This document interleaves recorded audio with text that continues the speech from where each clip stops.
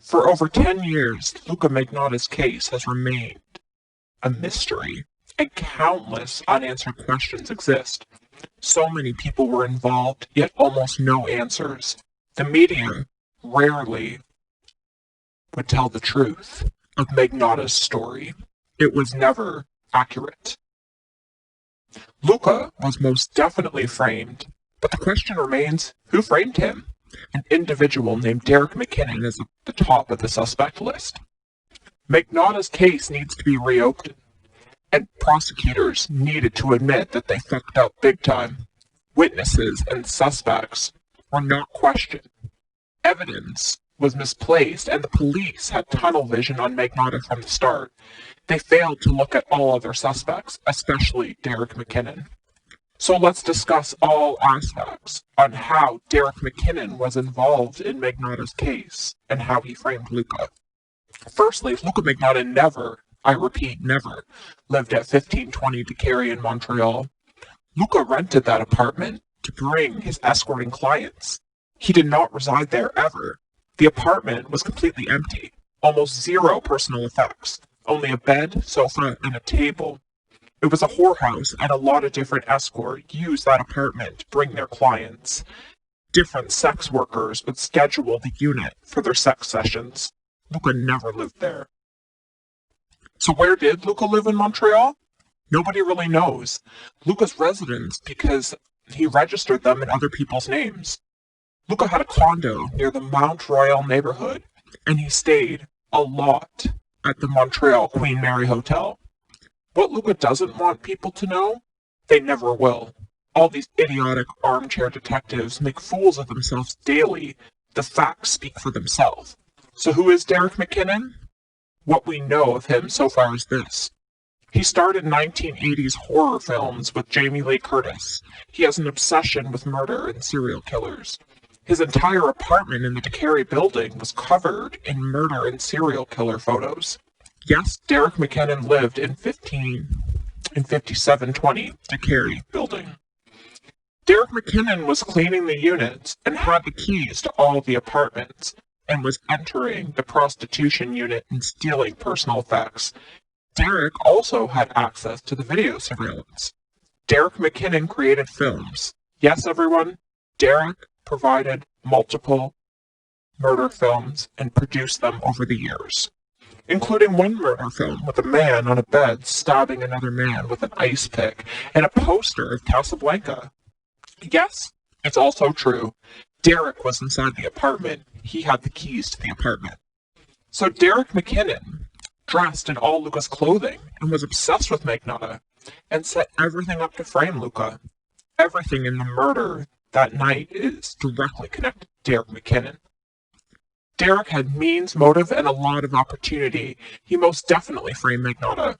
At Luka's trial, it said a Craigslist ad was discovered soliciting a three-way sex date. So the Craigslist ad, Junlin answered, requested a third person to join the sex party. Who exactly was this third person? Obviously Derek Mackinnon, who in my opinion is a real murderer. Research Derek Mackinnon in relation to Luka Magnotta and read John McKellar's blog titled Framing Magnotta. John McKellar wrote all about Derek Mackinnon framed Luka, so read up, everyone. Manny Lopez was also involved in Montreal that night. We will get into that point soon. But what I would like to know is, why did the police not track the Craigslist ad back to Derek Mackinnon who sent it? Why didn't the idiots at the Montreal police question Derek Mackinnon or call him as a witness? It's incredible to have a man living in an apartment who creates horror films and murder films, who has the same Casablanca poster inside his films as in the One Lunatic, One Ice Pick video. And this man is Derek Mackinnon. Derek also really loved ice picks and would break into Luka's work residence with that maintenance janitor keys. Luka did not know this man, and never, I repeat, never, associated with anyone inside that building. Luka was unaware Derek Mackinnon was a huge stalker. Another idiot in the building was janitor Mike Nadeau, who never even spoke with Magnotta. Yet Mike Nadeau spins interviews and collects money off of Luka's name. Hey, Mike Nadeau, shut up. You never knew Luka or spoke with him before. Stop doing interviews and being an exploiter. So as you all know, the 5720 DeCary building has multiple entrances and exits, and all the surveillance camera footage was not recovered because Derek Mackinnon had access to it. A lot of very shady people looked at that address, and Derek planted a lot of the evidence, in my opinion. It's very unclear what they checked when it has to do with Manny Lopez and Derek Mackinnon. Because Manny Lopez and Derek Mackinnon were doing inside Luka's apartment on that night of May 25th, 2012. But for sure, Luka was not alone. This is a guarantee. The prosecutors need to reopen the Magnotta case because too many unanswered questions exist. What was the pepper spray seen in the evidence photo but never presented at trial? Luka never even had any suitcase inside that apartment, so where did the suitcase originate from? Obviously, someone planning a murder would have a suitcase. Manny Lopez, who is well documented in Luka's life, remains unfound. Luka had multiple cell phones and did internet video calls. The police wrongly stated they checked the phone records. They checked only one phone record. Luka had multiple telephones. Also, Luka did Skype with Manny, so the police were imbeciles who let the media parade inside the apartment and contaminate evidence. Again, check John McKellar's blog, Framing Magnotta. Google that. Also, who tipped off the press? And why was a suitcase opened by a janitor randomly? Out of all the furniture, coincidentally, the building's maintenance opened that suitcase? Doesn't make sense. Luka was definitely involved with a lot of very powerful clients in the government, and in my opinion, Manny Lopez and Derek Mackinnon had secret hidden cameras set up in the apartment, used by multiple escorts. Derek and Manny were blackmailing these politicians. Luka was caught in the middle and framed. Also, the snuff murder video, One Lunatic, One Ice Pick, was not produced by Luka. That is fake news. Luka never produced that video, nor did Luka name that video. It's all lies and fake news. Social media posts on the internet were discovered weeks before the murder, mentioning One Lunatic, One Ice Pick. So obviously, Derek and Manny were plotting to set Luka up.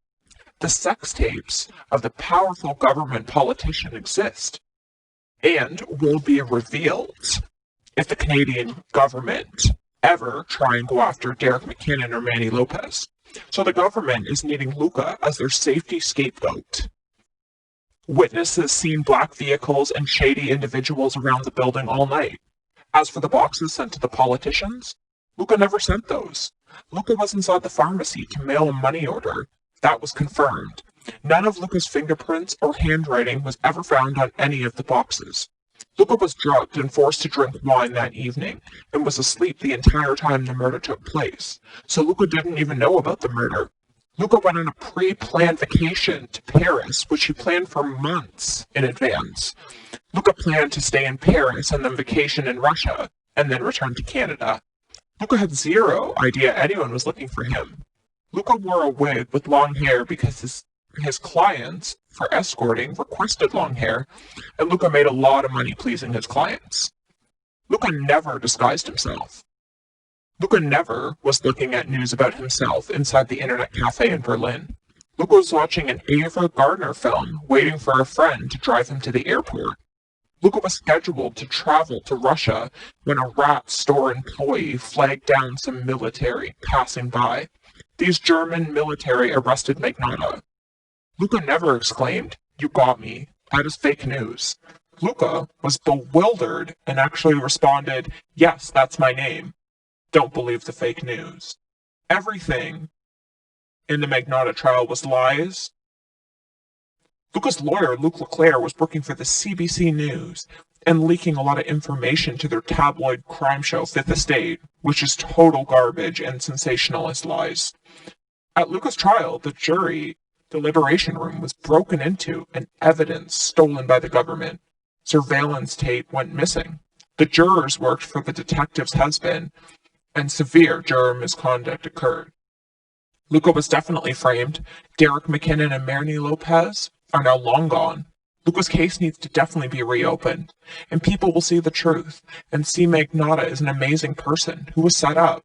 I would really appreciate comments and people sharing more of the truth is to come. Thank you, everybody.